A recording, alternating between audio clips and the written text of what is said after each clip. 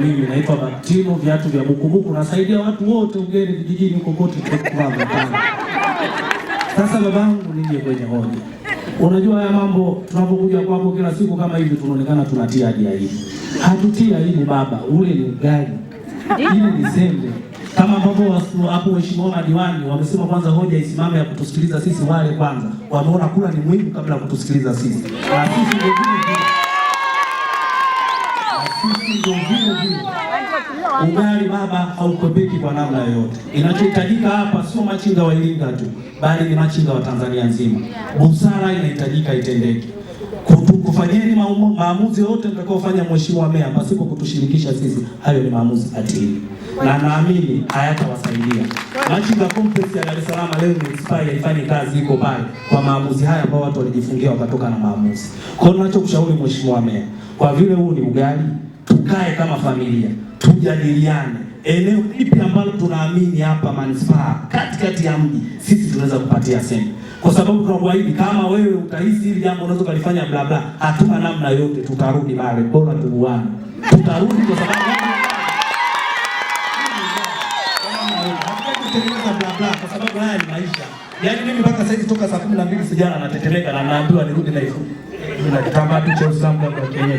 Nikajua nina hela ambayo nachukua nirudi kwenye familia. Mpaka sasa hizi sina. Sasa kule nyumbani naenda kufanya bila mimi naambiwa baba nimerudi kazini. Na mimi ile vita mke wangu na familia kuonekana nimeshindwa, haiwezekani. Lazima nije kufa na wewe mwana mwenzangu. Maamuzi yenu, tunaomba wewe maamuzi sahihi. Kufanya kwenu maamuzi kimya kimya hayatawasaidia. Kwa sababu haya ni maisha yetu, umachinga ndo ugali wetu, tunasomesha, tunalipa mikopo, hata unavyotuona ni umachinga. Kwa hiyo tunaomba baba mtoke na maamuzi sahihi. Lazima tunarudi.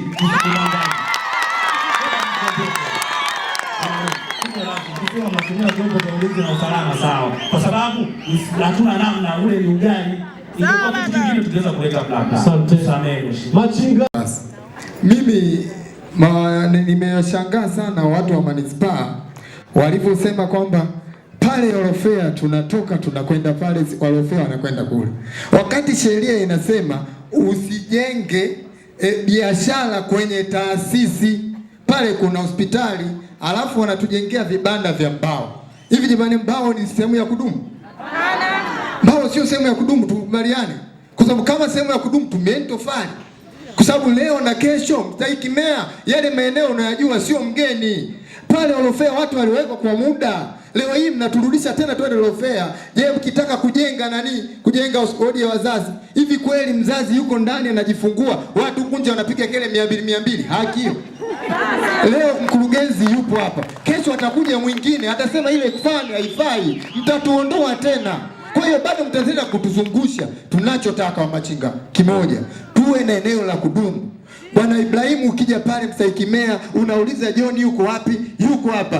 Tunakuhitaji labda kodi ya shilingi 5,000, 10,000 kwa mwezi, natoa. Kwa mwaka natoa. Manispaa itaongeza kipato.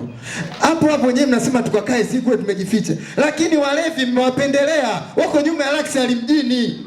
Mbona wale wanawaonja msemi watoto waende sehemu nyingine tukae sisi? Kama mnaweza hivyo, kwa nini wale mmewapendelea? Na ile eneo lilikuwa open space, hiyo ni ukweli. Mimi nimecheza pale nikiwa mdogo. Yalikuwa maeneo ya railway. Na mheshimiwa meya unafahamu ile ilikuwa open space, lakini mliruhusu watu waweke pombe. Kwa nini mmeruhusu watu waweke pombe? Kama ni masuala ya mna pale Orofea mmetuambia tunachotaka mheshimiwa meya, lazima ujue kitu kama hicho. Tunahitaji sehemu ya kudumu, wafanye biashara wote. Naombeni kama mnaweza, nendeni soko la Sido Mbeya mkaangalie. Mmefanya jambo jema kuja hapa halmashauri, na sisi kama viongozi wa halmashauri tumeyapokea. Kwanza haya ambayo mmeyasema, lakini pili tumeridhishwa na kila uchangiaji. Na ilikuwa inaleta tabu kidogo kwamba sijui labda kutatokea vurugu, labda sijui kuwe na hili, na mimi binafsi kwa kweli sikuliona. Cha kwanza niwaambie kwamba mpango wa mwanzo, kwanza swala hili mwenye maamuzi kwa sasa, mwenye maamuzi ni mkuu wetu wa mkoa na mwenye maamuzi ni mkuu wa wilaya, kwa sababu wao ndio walioagizwa kutekeleza hili jambo katika maeneo yetu. Lakini sisi kama halmashauri tulijipa jukumu la kuhakikisha tunashauri kila jambo ambalo tunaona angalau linaweza kuwa na maslahi na wajasiriamali wa manispaa ya Iringa. Na mwanzoni hawa viongozi wenu watakuwa mashahidi, mwenyekiti na katibu.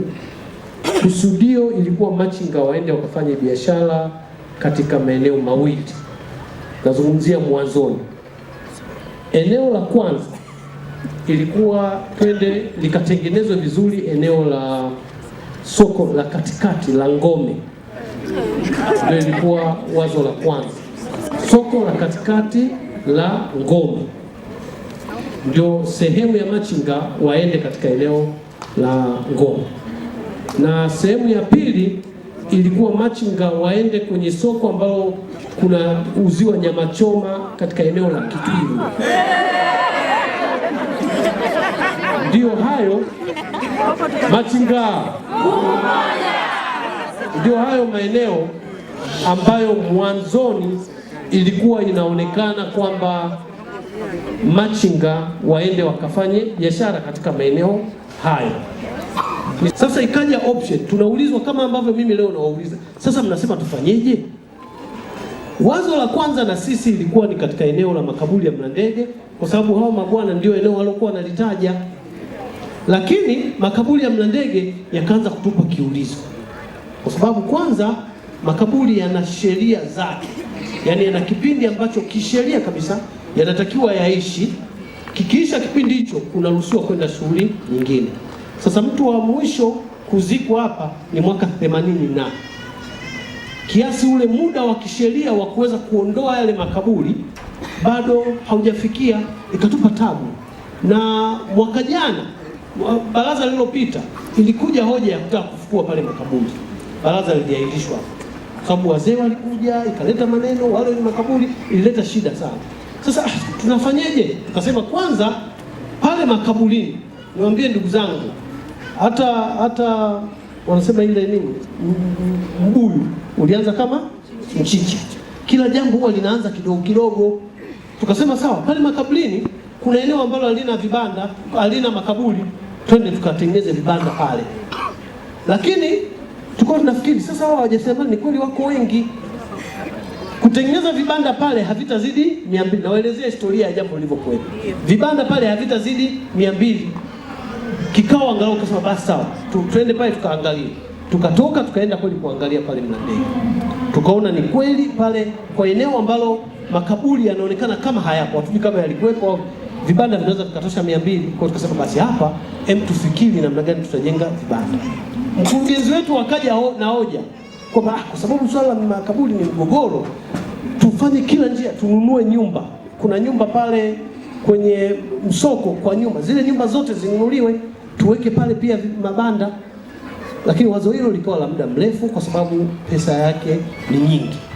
Sasa basi tukarudi sasa tunatafakari eneo gani ambalo angalau basi watu wakitoka hapo mashine tatu litaonekana sio mbali.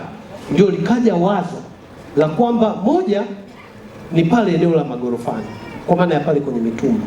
Na tukafikiri kwamba pale eneo la mitumba waondolewe wale wafanyabiashara wa mitumba ya kunadisha, watengenezewe eneo la nyuma ya lavela, na vitatengenezwa vibanda pale 200 ambao vitatosha wale wote walioko pale. Lakini wajasiriamali wengine watakaobaki tutengeneze vibanda pale ambao vikaonekana pale kutakuwa na vibanda 600. Lakini ukivuka tu ile barabara, nyuma ya barabara kuna eneo lingine kubwa la wazi, vitengenezwe vibanda vingine pale. Na waeleza yaliyojiri kwenye kikazi. Tukitengeneza vibanda hivyo pale, ruti za mabasi za haisi zetu zote zikatishe katika eneo lile la barabara ya katikati, lipite barabara ya Legeza Mwendo. Bajaji tuzipangie ruti kutoka pale zikatishe barabara ya Legeza Mwendo. Kiasi sasa tukaanza kufikiri baadhi ya madiwani waliokuwepo, hivi wazo la kwenda kule Kitwiru na wazo la kutoka kwenda kule Ngome na hili la angalau kwenda pale Magofani, bora lipi? Kwa akili ya haraka sisi tulikuwa tukaona basi afadhali kwenda pale. Kwa hiyo mjadala ulikuwa wa namna hiyo. Ni kweli kabisa tuseme sisi wote tuliokuwa kwenye kikao tulikuwa tunafikiri maslahi ya moja kwa moja kwamba machinga hawezi kwenda eneo la nje ya mji. Haiwezekani mimi nikatoka hapa nikaenda Ngome kununua soksi moja. Machinga wanauza soksi moja, wanauza nyanya za shilingi 500, wanauza sui kitu. Haiwezekani. Kwa hiyo sasa tukasema basi angalau hapa. Lakini sasa ndugu zangu, mimi niseme cha kwanza, nimesikiliza maoni yenu. Lakini cha pili, yale maoni ambayo hapa mmeyatoa yameandikwa. Na mfahamu wazi kabisa sisi kama halmashauri ya manispaa ya Iringa, nyinyi machinga mtakuwa mashahidi. Mimi nilifanya pale mkutano pale Mashine 3, siku nafanya shughuli ya usafi, mimi nilisimama mbele yenu machinga, nilisema hakuna mtu atakayewatoa hapa, si nilisema?